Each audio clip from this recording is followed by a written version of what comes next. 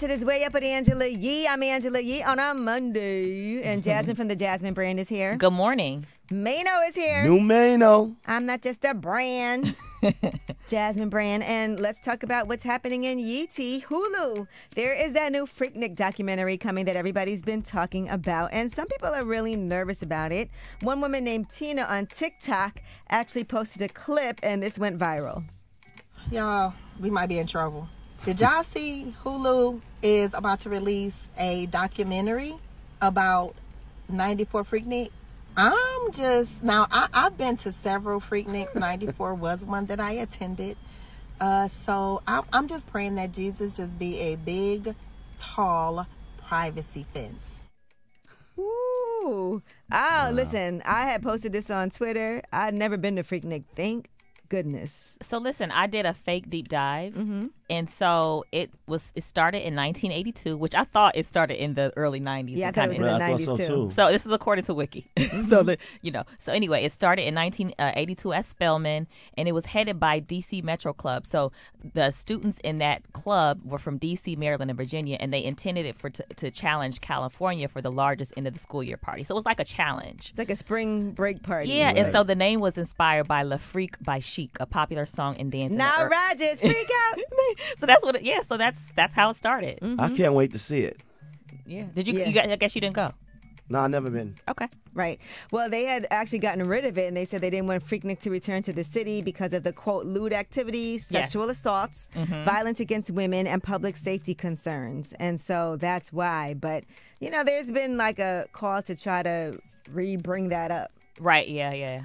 All right, so we'll see what happens. Yep. All right, and Slim Thug is reacting to his stalker getting arrested. Okay. He was having some issues with this woman that was coming to his house and doing things, making fake pages, and he said he's never messed with her in his life. If anybody thought that's not true. Here's what he had to say.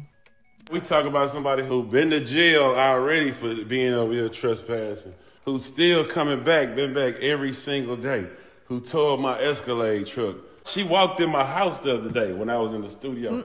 I have a gun license. I'm going to shoot her, and then everybody won't be tripping this. So I just wanted to make sure that y'all won't look at me as a bad person, because if she ever come back to my house, I'm going to smoke her. So whoever love her, keep her the away from me.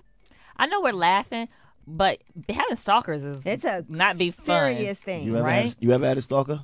Angela? You I talking Angela? definitely have. Yeah. I've had several. Really? Yeah. It's been bad enough where the cops actually had to intervene. Made it all the way to the house? Not to my house, but I did have a person that kept on sending things to wherever I was, my house, if I was in the studio, then posting my address, posting my parents' address. Really? Yeah, doing all kinds of weird things. And fortunately, I was able to find out who she was. And then the cops contacted her. And I got a stalker. Definitely stopped. You have a current one?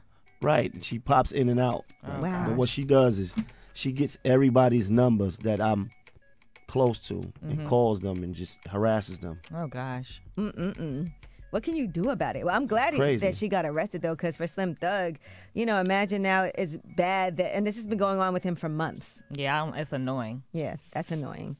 All right, well, that is your Yeetie. Did you ever see the 30 Rock episode where about the stalker? Nah. And it's nothing to make fun of, but she was upset that the stalker actually stopped stalking her.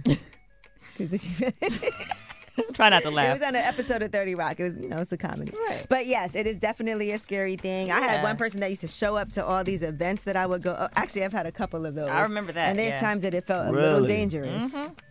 We had to be on lookout. Yeah. All right. Well, when we come back, we have Under the Radar. And these are the stories that are not necessarily headline news stories. They are flying under the radar, but we definitely feel like you should know about them. I know we're watching carefully what's happening in Louisville, Kentucky. Right. That is a headline news story, but we're following that as well. So we'll give you any updates on that, too. It's Way Up with Angela Yee.